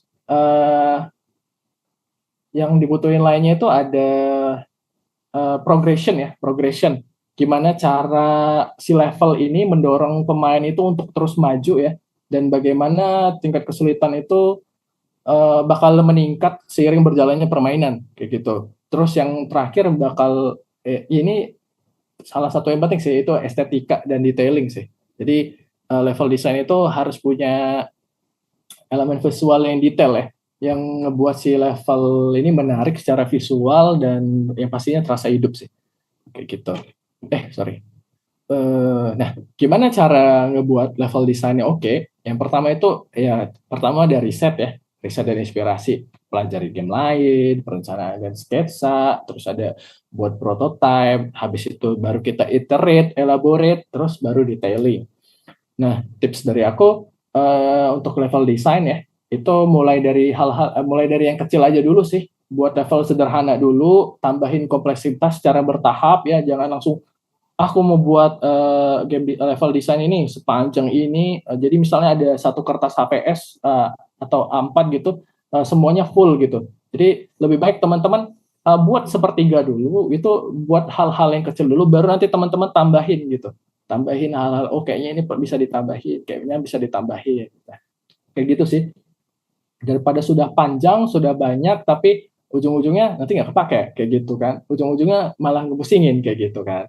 Nah, terus karena ini level design, itu buatlah level design yang bisa ngepandu ya, memandu gitu, memandu pemain itu secara apa ya, secara tersirat gitu ya, secara implisit gitu ya. Jadi pemain itu instingnya jalan bahwa misalnya kalau misalnya apa ya, misalnya ini deh, misalnya kayak Minecraft gitu. Ini lava loh, ini lingkungan Nether gitu. Ini kan pastinya bakal banyak lava dan lain-lain yang bakal bisa ngebuat pemain karakter ini mati gitu kan. Nah, itu kan salah satu bentuk kita itu bisa ngebimbing pemain itu tanpa harus kasih peraturan yang jelas kayak gitu, atau kasih caution yang jelas kayak gitu kan.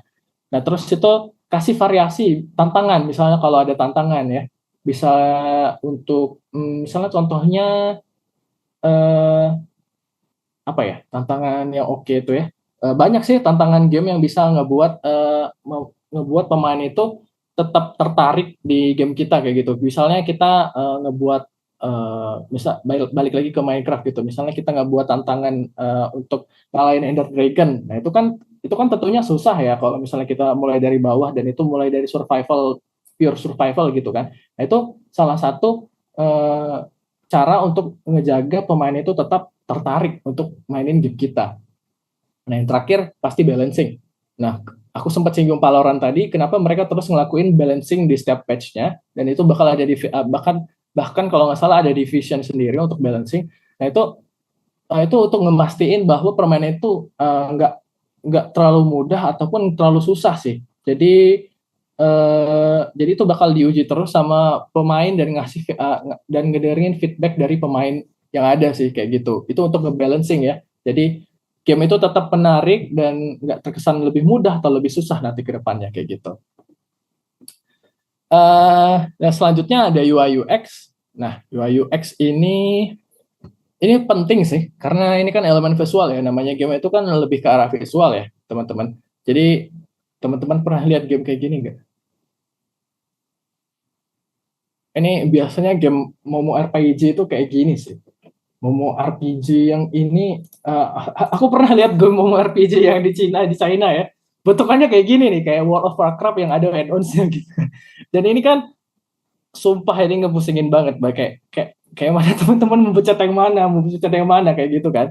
Jadi ini salah satu contoh ya, bisa dibilang ini adalah bad UI dan bad UX. Mungkin UX-nya oke, kayak pengalaman kalau misalnya pemain yang udah tahu gitu atau mereka yang nambahin add-on sendiri ini adalah oke ya, bentukan UX yang oke.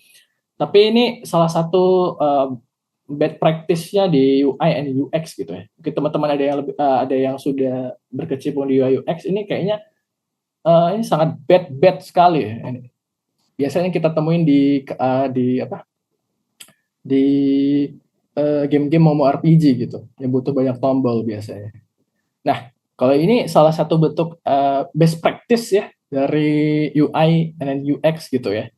Nah, teman-teman mungkin ada yang pernah main Persona 5 atau Assassin's Creed 2 gitu ya. Itu kan keren banget nih. Aku pribadi suka banget sama Assassin's Creed 2 karena ya itu tadi sih. Dari game tahun aku mainnya 2012 kalau nggak salah dulu itu salah satu yang wah sih menurut aku. Walaupun memang grafiknya kalau sekarang kita mainin ya agak burik juga. Nah, terus di sini ada untuk mobile, ini ada salah satu ada beberapa yang aku anggap bagus. Aku pribadi anggap bagus itu ada Marvel Snap, dan ini kayak Marvel Snap itu sebenarnya aku nggak terlalu suka dengan banyak apa ya elemen-elemen hard kayak gini ya, kayak stylenya hard gitu ya. Yang nggak kayak post naik ini deh, yang nggak soft gitu ya, kayak nggak flat gitu. Tapi entah gimana mereka ini nawarin konsep UI dan UX yang bagus gitu ya. Jadi pengalaman bermainnya itu asik kayak gitu. Dan ya nggak perlu ditanya lagi, Pokemon Go ini sangat simpel tapi asik gitu. Paling oke gitu. Nah, mungkin sedikit review apa sih UI itu? UI itu lebih mengacu kepada segala aspek visual yang memungkinkan pemain itu berinteraksi di dalam game. Contohnya itu ada button, terus ada menu, terus ada ya pokoknya elemen grafis lain ya, lebih ke arah grafis ya UI itu. Nah, kalau UX itu lebih ngacu pada keseluruhan pengalaman ya yang dirasain pemain gitu saat berinteraksi dalam game gitu. Termasuk bagaimana cara mereka berinteraksi dengan UI dan bagaimana perasaan mereka saat mereka bermain gitu, selama mereka bermain kayak gitu. Nah kan apa aja sih yang dibutuhin di UI dan UX dalam game itu? Yang pertama itu ya tadi kesederhanaan atau kesimpulan ya. Dan tapi walaupun simpel harus jelas. Karena kalau di dalam game itu nggak jelas, kayak UI UX memang simple tapi nggak jelas. Kayak itu nggak apa ya, nggak ngebuat pemain itu intuitif, itu UI-nya buat apa gitu kan. Makanya tadi itu game-nya itu UI-nya itu di dalam game itu harus jelas dan sederhana. Dan jangan lupa nih satu lagi, intuitif ya. Intuitif gitu ke pemain. Terus pastiin itu juga konsisten ya. Jangan misalnya di main menu kamu pakai vector style gitu yang flat gitu. Nah, terus tiba-tiba yang kedua di halaman select levelnya kamu kayak pakai yang tadi style yang dipakai Marvel Snap, itu kan nggak kontras ya, nggak konsisten ya kayak gitu kan. Jadi kan agak aneh gitu untuk dimainin ya. Dan terus yang satu lagi, visual yang menarik. Walaupun simple, pakai visual yang menarik dan pakai visual yang cocok. Dan jangan lupa tetap ini sih fungsionalitas ya, karena UI kan pastinya harusnya lebih oke-nya itu apa ya, berhubungan dengan si UI-nya kayak gitu. Nah, kita masuk ke mungkin materi inti ya, karena ini dokumen ya, kita ngebahas game design dokumen kayak gitu. Nah, ini game design dokumen teman-teman. Jadi game design dokumen itu apa sih? Game design dokumen itu bisa dibilang adalah dokumen yang jadi acuan buat teman-teman nanti ngebuat game. Jadi semua aspek atau detail game yang teman-teman mau buat nanti itu lengkap ada di game design dokumen. Ya. Untuk acuannya sendiri sebenarnya nggak ada ketentuannya untuk harus ada ini, tapi lebih ke arah sorry, bukan acuan, nggak ada contoh konkret buat teman-teman, contoh pasti untuk ngebuat GDD itu yang bagus kayak gimana sih, tapi lebih ke arah GDD yang baik itu ada beberapa komponen ini loh, kayak gitu. Misalnya ada visi, ada mekaniknya, ada fitur yang dianuin, terus semua elemen termasuk budget dan lain-lain itu harus ada sih biasanya di GDD. Nah, jadi GDD itu ada dua ya teman-teman ya.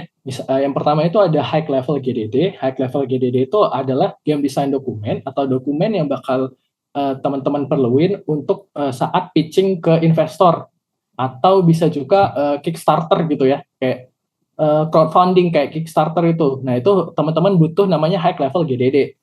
Itu lebih ke arah ini lebih kurang lengkap dari kurang lengkap dari detail level GDD, karena high level GDD ini lebih ke arah ngejelasin secara umum bahwa gimana apa aja yang ada di game kalian nanti ke depannya tanpa ngebebanin si pembacanya. Terus detail GDD dari namanya sendiri udah tahu bahwa detail GDD itu versi lebih lengkapnya. Biasanya itu dipakai untuk development team, ya. Jadi itu bakal, misalnya kalau GDD high level GDD itu cuman kayak mekanik, core mekanik sama game konsepnya. Tapi kalau detail GDD itu cangkup semua, mekanik, visi, misi, nama, terus setting tempat dan lain-lain. Itu bakal lebih detail dibahas di detail GDD kayak gitu. Versi lengkapnya lah dari game design dokumen.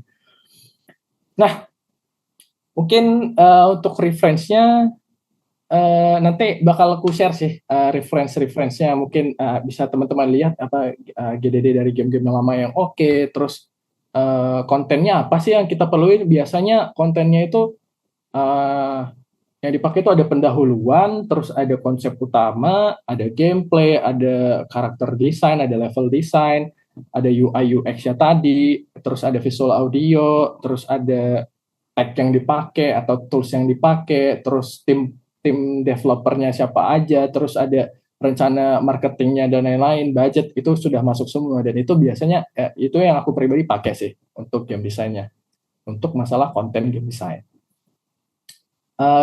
Gimana Cak? Apa sih tipsnya? Yang pertama itu, kalau namanya GDD ya, harus jelas dan terperinci ya. Setiap bagian itu dijelasin dengan jelas dan terperinci sehingga semua anggota atau tim pengembang itu atau pembacanya itu bisa paham apa visi dan misi dan juga arah dari game yang mau kita buat nanti.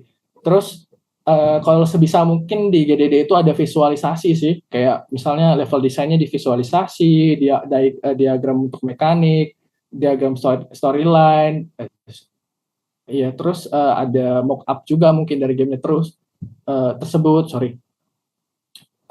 Terus pastiin bahwa game design dokumen ini bisa kolaboratif sih, bisa dipakai collab ya, dipakai semua dalam tim pengembangan gitu.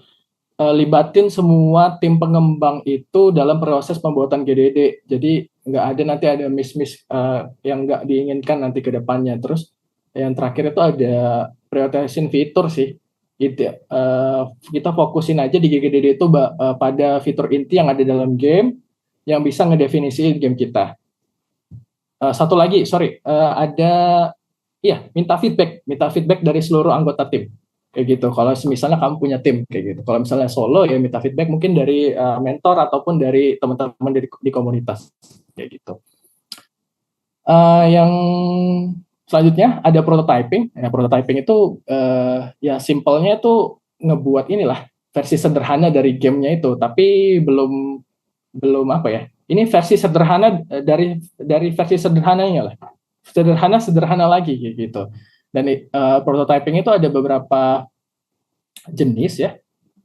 Yang pertama itu ada paper prototyping. Ya, paper prototyping itu apa? Itu adalah prototyping yang gunain kertas untuk ya itu kan istilahnya karena dia kertas ya pastinya fisik ya. Fisik dari elemen-elemen game. Contohnya itu ngebuat layer performer di atas kertas gitu ya. Terus diuji sama player gitu. Oke nggak kayak gitu kan? dan ini lebih cepat, lebih murah dan lebih gampang diubah ya. Terus ada digital prototyping. Nah, digital prototyping ini versi digitalnya. Nah, itu ada dua ya, ada dua jenis. Yang pertama itu ada gray box prototype. Nah, misalnya teman-teman itu sering banget ngelihat, oh ini lagi game ini tahap pengembangan ini cuman ada kapsul-kapsulnya kalau dia game 3D, atau game 2D itu cuman ada kotak-kotak warna abu-abu kayak gitu kan. Nah, itu namanya gray box prototype. Nah, terus ada yang selanjutnya, sebenarnya ini nggak masuk ya, tapi bisa kita omongin ini adalah masuk tadi ke digital prototype. Yang pertama itu, yang terakhir itu ada vertical slice. Itu atau bisa kita sebut slice of cake ya. Biasanya kami sebutnya slice of cake. Apa itu vertical slice itu? Kita itu ngebuat bagian kecil dari game yang udah ngecangkup semua elemen utama gitu. Jadi misalnya kita itu udah ngebuat mobil, kita itu baru buat bagian depannya aja kayak gitu. Itu kan sudah bisa disebut mobil walaupun baru bagian depannya. Beda dengan MVP ya. MVP itu kan kayak kita ngebuat, kalau kita membuat mobil, kita ngebuat skateboard dulu. Nah, itu beda tuh teman-teman, vertical slice gitu intinya. Simpelnya gitu. Nah, tahap selanjutnya itu ada iterasi sih. Iterasi lagi sih. Kayak gimana misalnya teman-teman udah selesai dan merasa itu masih kurang atau ngerasa itu belum cukup, ulangin lagi. Iterasi terus sampai jangan iterasi terus, nanti nggak relasi gamenya ya, tapi kita harus tahu kapan stopnya sih. Ya kapan stopnya itu pas butuh duit ya. Bercanda. Kapan stopnya itu pas tujuan awal buat game ini udah tercapai sih, dan feedback usernya kamu rasa udah cukup gitu, dan kamu bisa rilis sih kayak gitu. Itu dan kepuasan pribadi itu udah fulfill gitu ya. Kayak gitu, itu kapan harus berhenti ya, stop di sana, stop dari loopnya. Mungkin tips and triknya dari aku terakhir, buat teman-teman yang pingin mulai ke game dev atau sedang ya, tapi masih di awal-awal gitu, jangan buat game yang skopnya terlalu besar dulu sih, ya. Jangan ngebuat Genshin Impact atau ngebuat Battlefield di pertama ya, iterasi pertama kalian gitu, iterasi kedua atau di awal-awal lah intinya. Karena aku pernah pernah punya kawan kayak gitu, dia kayak gitu sih dulu di awal-awal, dia pengen buat Genshin Impact dalam 3 hari gitu kan, kayak dia mau buat Battlefield sendirian. Itu possible, tapi kayak skopnya terlalu besar kayak gitu. Lebih baik kamu ngebuat Pong dulu, tapi kamu bisa modifikasi, bisa kamu kembangin lagi, dan itu hasilnya lebih oke sih, dan itu bisa playable ya pastinya. Intinya kalau misalnya jadi game dev itu, aku pribadi adalah nyelesain suatu game yang udah kamu buat ya kayak gitu ya. Karena kebanyakan mau buat game ini akhirnya nggak jadi apa-apa, akhirnya kayak gitu sih. Itu kebanyakan kayak gitu. Jadi start small ya teman-teman ya.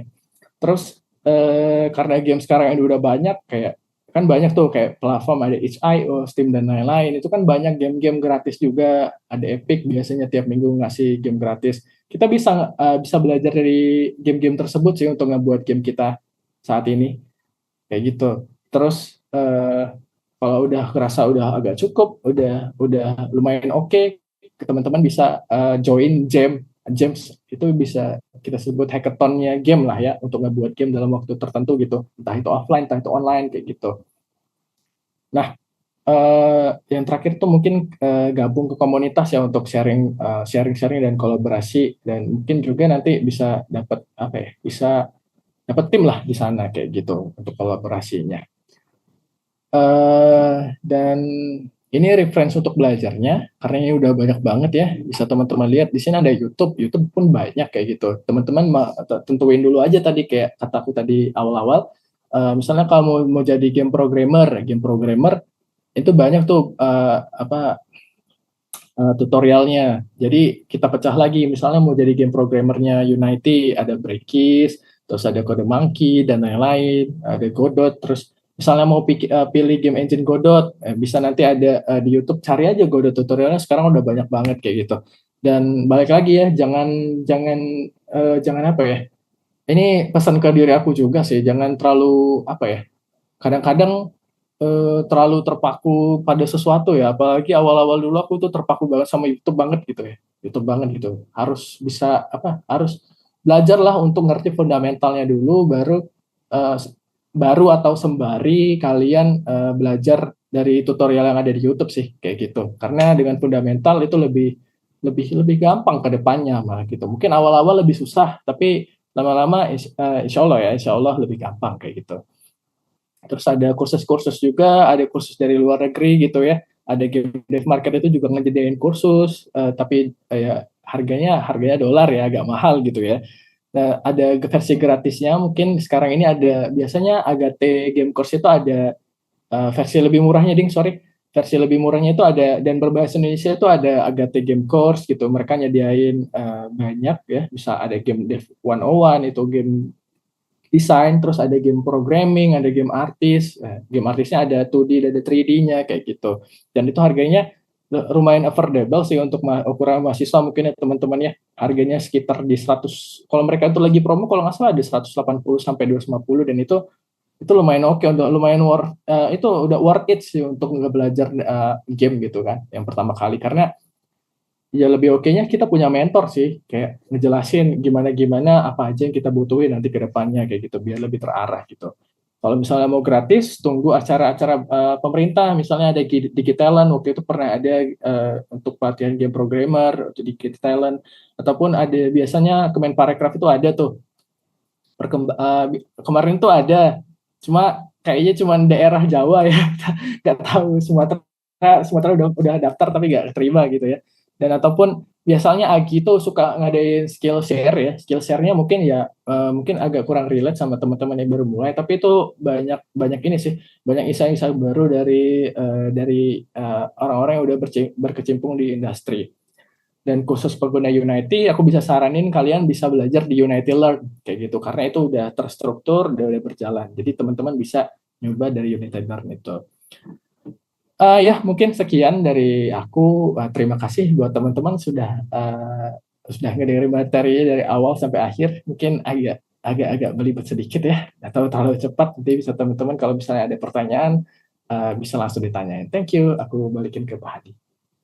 Oke, terima kasih sama Mas Denny. Ini menarik sekali ya bahasanya, bagaimana ketika kita merancang sebuah game itu seperti apa gitu ya. Nah, di sini teman-teman ada yang mau bertanya langsung? Boleh, silakan open mic. Yang mau bertanya langsung, silakan. Ada? Mungkin ada yang Ya. Iya, nanti dulu. Kita kalau ada yang nanya langsung boleh langsung aja nih. Kan lebih seru jadi ya. Oke, ada sobat-sobat yang mau bertanya secara langsung? Belum ya? Sembari kita nunggu, kalau ada yang mau bertanya langsung boleh raise hand atau langsung open mic aja. Nah, ini ada pertanyaan nih, ada dua di kolom chat. Ada dari Mas Faisal. Ada nggak cara mudah bikin game tanpa pemrograman, terus softwarenya tanpa bayar? Nah, gitu. Tanpa pemrograman dan softwarenya tanpa bayar. Ada. Ya. Yang pasti free banget itu bisa teman-teman pakai ya. Tadi aku bilang tadi itu bahwa kita itu bisa pakai visual scripting. Sebenarnya itu enggak bisa disebut program ya, tapi teman-teman itu lebih ke arah visual ya. Jadi ngandelin logic gitu ya. Jadi teman-teman nanti bakal drag and drop kayak blok-blok code-nya gitu. Misalnya di sini start gitu, atau nanti di sini finish kayak gitu. Misalnya di sini misalnya ada ketemu apa, dia bakal gerakin apa kayak gitu. Itu ada sih kayak gitu.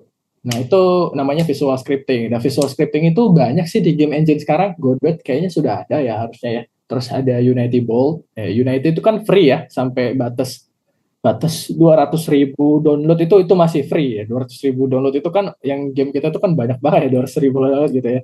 Bisa ngehit 200.000 itu luar biasa gitu kan. Jadi kalau untuk learn atau biasanya untuk game-game scale indie itu masih oke sih untuk Unity. Terus Unreal pun sama sih, Unreal juga sama, itu bisa dibilang gratis ya, bukan kayak Construct yang harus bayar dulu kayak gitu, enggak kayak gitu. Karena banyak juga game-game engine sekarang yang skemanya itu bukan full gratis, tapi bisa kita omongin gratis dengan batas tertentu kayak gitu. Kalau untuk masalah atau pemrograman ya paling mentok pakai visual scripting sih. Karena semuanya kayaknya aku rasa pakai visual scripting, bahkan construct juga kayaknya pakai visual scripting kalau nggak salah kayak gitu. Oke. Artinya software tadi itu termasuk open source juga atau enggak? Yang Godot itu open source, Pak. Jadi open mirip kayak skema Blender kayak gitu dia. Open source. Iya. Yang pasti kita bukan nyebutnya mudah ya, tapi sederhana ya. Karena segala sesuatu tuh nggak ada yang mudah ya. Semuanya butuh proses. Oke, mungkin itu menjawab. Kalau ada pertanyaan lagi boleh nanti diajukan. Terus di sini ada dari Mbak Imas Adriana, Kak, untuk media industri ke depan seperti game, apakah tidak akan pernah mati? Ada yang bilang katanya game sekarang level atau marketnya sudah melampaui film ya. Apakah benar dan kenapa? Nah, pernah nggak dengar isu seperti itu? Oh iya sih, pernah sih. Kayaknya semua tech itu bakal isunya kayak gitu ya. Kayak kalau software engineer in general gitu ya. Ini bakal ada AI, programmer bakal kehapus, atau misalnya Illustrator bakal diganti kayak gitu ya. Ya sejenis itu pasti ada sih. Dan kalau misalnya balik lagi ke pertanyaan industri game kedepannya apakah tidak akan pernah mati, aku pribadi bakal ngomongnya ini bukan mati ya, lebih ke arah evolusi mungkin gitu ya. Jadi teman-teman sekarang itu kan kalau misalnya kita lihat sekarang ini udah banyak mix mulainya dari kalau misalnya pas stroke itu mulainya dari virtual reality ya. Virtual reality itu kan salah satu mungkin bisa dibilang masa depan game juga sih. Jadi virtual reality atau mixed reality itu bakal nge-transform game-game sekarang ini yang mungkin bisa kita mainin di komputer dengan layar gitu aja atau dari HP itu dengan imersivitasnya nanti ke depannya. Kita kan nggak tahu, kemungkinan misalnya Apple bakal buat smartwatch mungkin smart glasses gitu ya ke depannya, dan kita bakal main game di sana, dan itu kan bukan mati ya game-game sekarang, itu lebih ke arah transformasi ke depannya kayak gitu ya. Karena ya tadi yang pertama teknologi terus berkembang ya, terus aksesibilitasnya bakal terus meningkat sih. Kayak sekarang kan zaman dulu mungkin kita cuma bisa main dari konsol gitu ya Pak ya, atau dari game PC gitu kan. Itu kan aksesibilitasnya kurang, kita perlu ke warnet doang, atau kita perlu ke warnet dulu, atau bisa main di rental PS doang kayak gitu kan. Jadi dengan meningkatnya aksesibilitas teknologi ini bakal terus maju sih ke depannya kayak gitu. Itu sih alasannya kenapa marketnya ngelampauin film gitu, mungkin kayak gitu sih. Ya, intinya sih kalau sebenarnya kalau mati sih kayaknya ya tunggu perang dunia ya gitu ya, atau kiamat gitu ya baru mati. Karena kalau berbicara industri kan, industri itu sudah besar ya. Cakupannya kan udah global ya. Tapi kalau misalnya di industrinya di salah satu ekosistem atau di salah satu kota mungkin ya mati kayak gitu ya. Tapi kalau kita berbicara global kayaknya agak berat ya. Itu tadi kalau terjadi perang dunia atau misalnya kiamat baru tuh kayak mati ya, karena lagi musnah gitu Pak. Iya kayak gitu kan.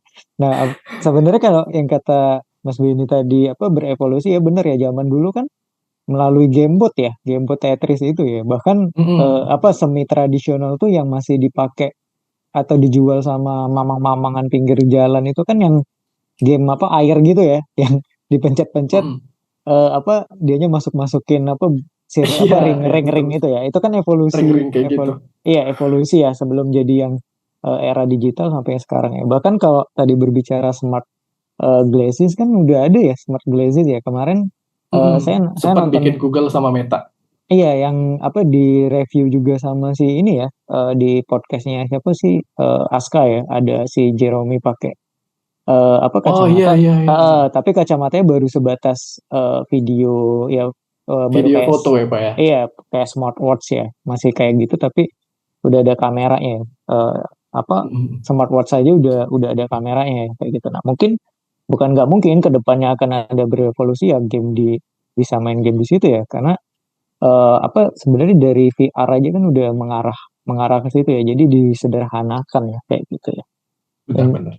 Ya bener, intinya tuh mungkin seperti itu ya untuk evolusinya ya. Tapi kalau misalnya perkembangan AI dan lain-lain kayaknya balik ke sistem ya kayaknya ya. Karena apa bukan industrinya yang mati, tetapi bisa jadi perusahaannya gitu yang mati karena sistemnya mungkin nggak bekerja ya. Mungkin dia ketakutan gitu kan, wah ada AI gitu. Nanti kita susah atau apa. Padahal kalau kalau saya pribadi sih, kalau kita bisa memanfaatkan AI itu kan itu jadi salah satu bantuan ya kayak gitu ya. Iya, Karena banget, banget. kalau misalnya sedalam pertumbuhan AI aja ya, misalnya sekarang tuh kami juga khususnya kami ya, kami pakai AI itu untuk konsep art kan lumayan ya, untuk Mm-mm. apa layout, komposisi, konsep karakter kayak gitu ya. Itu kan jadi apa jadi referensi ya kayak kata Mas Benny tadi kan menyebut referensi itu bisa jadi referensi gitu. Tinggal kita pemanfaatannya aja gitu loh sebenarnya kayak gitu. Nah ini ada pertanyaan Ya. lagi nih dari Mbak Tiwi. Nah, ini ada lanjutan nih ini ya dari Mbak Imas ya Evolve ya berarti oke. Nah ini dari Mbak Tiwi, Kak Ben udah bikin game apa aja? Nah bisa Kalau di aku ini ya yang pertama tadi ya project-project pribadi gitu kan. Untuk game-game yang aku coba gitu, misalnya mau nyoba mekanik apa, terus nyoba teknologi apa, itu yang pertama itu. Terus ada beberapa yang ya kebanyakan itu yang untuk yang di Duster itu lebih karena aku di timnya production ya B2B atau biasanya B2C gitu ya. Itu jadi game-game ini sih lebih ke arah game-game yang dari klien gitu. Jadi klien mau mintanya apa, terus aku elaborate lagi gimana jadinya gitu. Kayak gitu sih.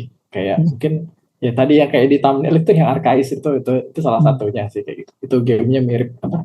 Mirip Clash of Champion ya. Clash of Champion kayak gitu. Dua tower gitu atas bawah kayak gitu sih. Kebanyakan kayak gitu. yang itu termasuk yang ini ya dari klien ya, yang Iya, RKS itu. terus dari Hmm. klien. Ini Hmm. lagi ngembangin IP sih sekarang mau Siap, siap. ngembangin IP.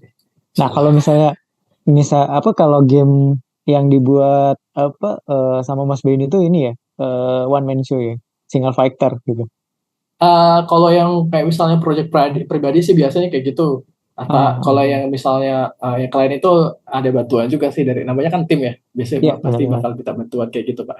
Ya, intinya kan kalau kalau kita ngerjain buat klien kan pasti pasti ada tim ya, karena kita berpacu dengan timetable ya, apa deadline dan lain-lain ya kayak mati kalau kalau kalau apa kalau sendirian gitu. Tapi kalau project pribadi mungkin itu ya kayak tadi apa ketika apa ya Mas Benny tadi bilang kalau misalnya kita baru pertama kali bikin game jangan langsung bikin ini ya apa Genshin gitu Iya apa banget, betul kayak betul. gitu ya atau Mobile Legend kayak gitu ya ya apa ya mampus lah kayak gitu ya belum lagi apa modal kita tuh bukan hanya modal uang ya tapi modal waktu dan tenaga itu sangat Iya, berpengaruh resource-nya besar banget. kayak gitu ya Banget. gitu sih ya kadang ekspektasi tidak sesuai harapan ya kalau kayak gitu.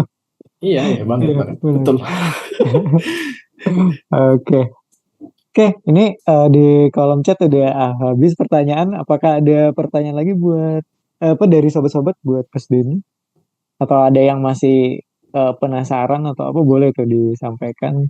Eh, ada sobat-sobat? Ayo, ayo. Udah? Cukup? Belum ada lagi? Ntar saya cek dulu nih. Nah, ini ada dari Mbak Imas lagi nih. Kalau bikin game buat studio atau klien dan bikin personal project biasanya gimana bagi waktunya atau jadi berapa lama personal projectnya? Nah, time management nih ketika lagi buat project pribadi tiba-tiba ada dari klien nih. Wah, gimana nih cara siasatnya? Ya berarti kita tentuin prioritas mungkin ya. Pasti kayaknya Ya, semuanya bakal tentuin prioritas gitu kan. Kalau misalnya nanti ada misalnya lagi ngerjain project klien gitu, project mandiri itu ya, project sendiri lagi nyobain apa, terus misalnya wah ada klien nih yang butuh, misalnya kita butuh apa ya, all out gitu di sana ya. Pasti kita bakal prioritasin itu sih ke depannya. Dan kalau misalnya gimana bagi waktunya, ya tadi harus pinter-pinter ini sih, nentuin prioritas sih kayak gitu. Terus kalau berapa lamanya itu tergantung sih, misalnya personal project, misalnya ada satu tag yang aku nggak tahu gitu, misalnya aku belum terlalu paham tentang masalah computer vision yang digabungin sama game gitu kan, misalnya bisa kontrol tangan dengan game gitu, itu bakal ya itu tergantung skopnya, bisa mungkin 3 hari atau seminggu untuk memperdalamnya kayak gitu. Jadi tergantung skopnya sih kalau aku, itu juga itu sih apa ya, itu juga yang kalau misalnya untuk klien itu sama sih kayak gitu. Klien itu bisa, misalnya dia mau bikin game simple, ada yang mintanya 12 jam itu ya.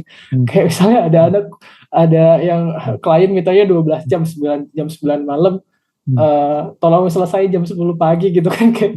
Jadi kan yang harusnya gamenya itu skopnya itu harusnya 4 hari kayak gitu. Jadi itu selain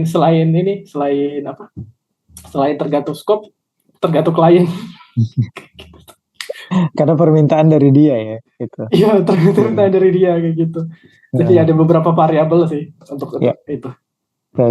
Ya, jangan sampai aja yang 12 jam tadi tuh ya mau bagus, cepat tapi murah kayak gitu. Nah, itu yang give up aja kayak gitu. Karena kita realistis daripada besok-besok tipes gitu kan.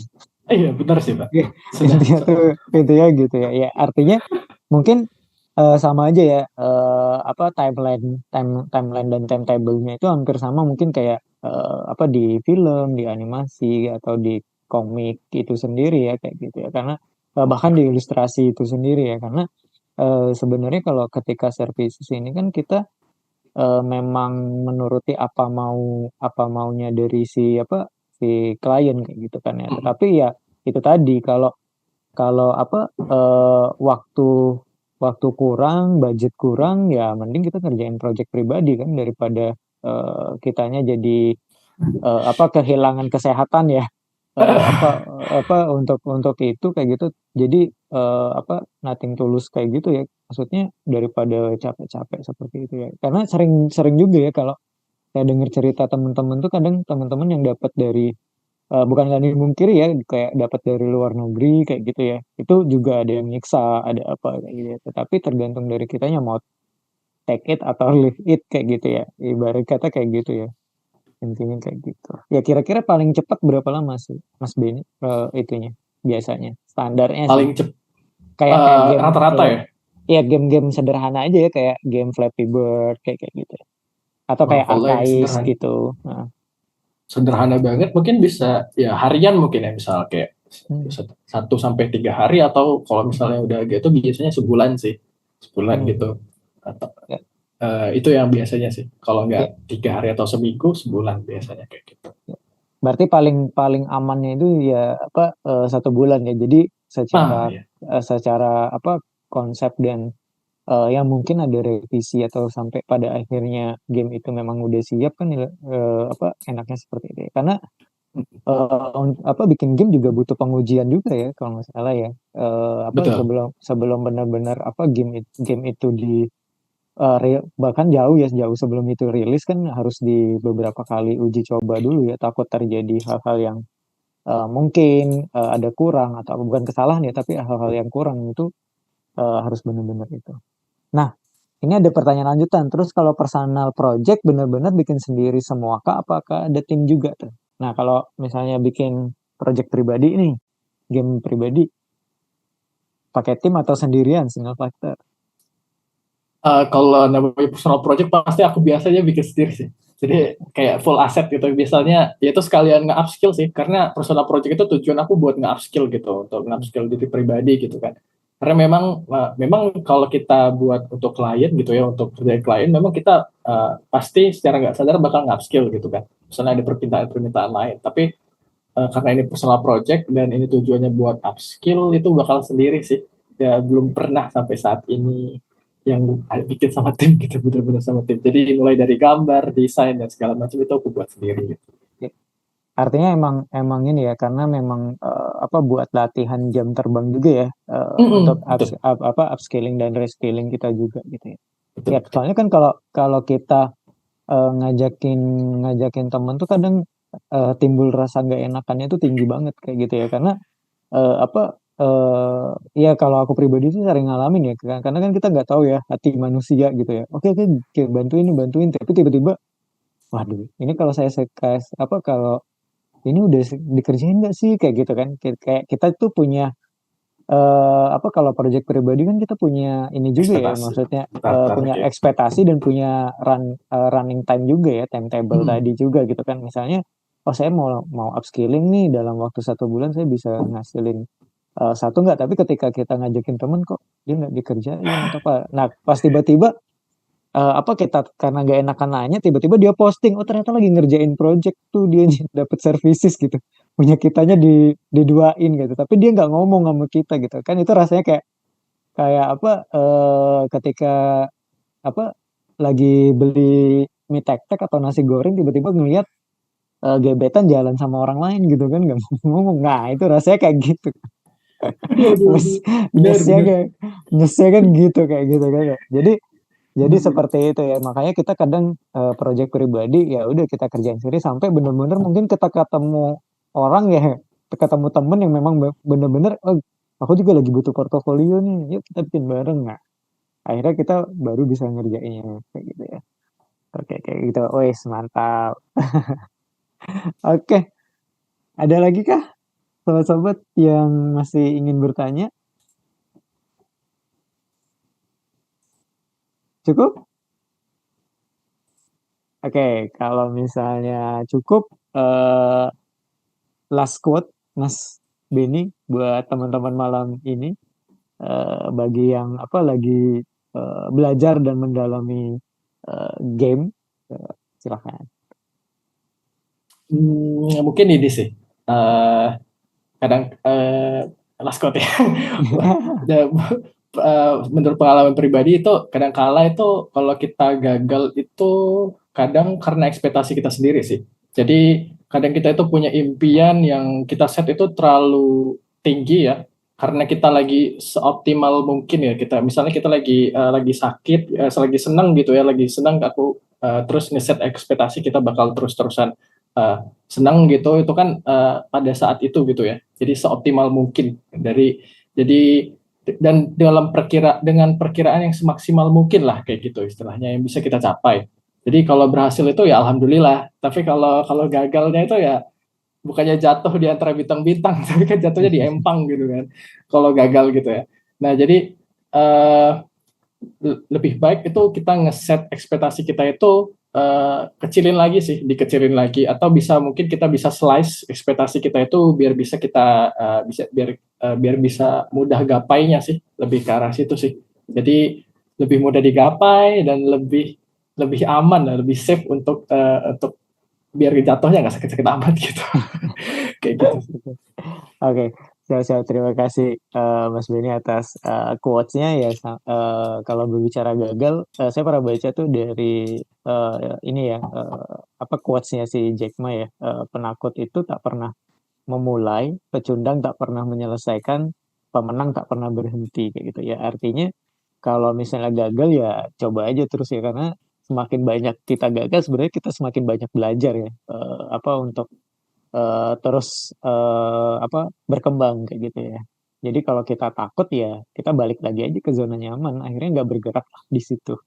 Oke, terima kasih ya buat Mas Beni atas insight dan pembelajarannya malam ini tentang bagaimana merancang dasar-dasar game itu seperti gimana. Akhirnya kita udah tahu ya bahwa oh nanti kalau membuat game itu harus pertama kali itu melakukan ini, tahap-tahapannya seperti ini. Oke.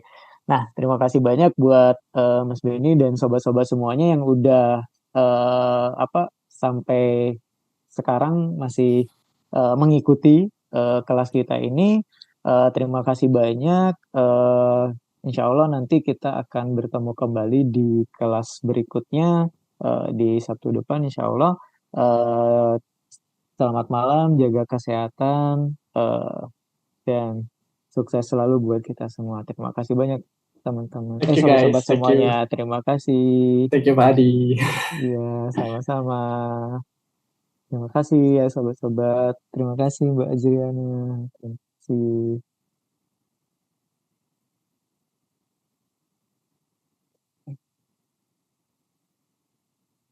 Terima kasih. Ini saya end all ya sobat-sobat. Terima kasih. Recording stopped.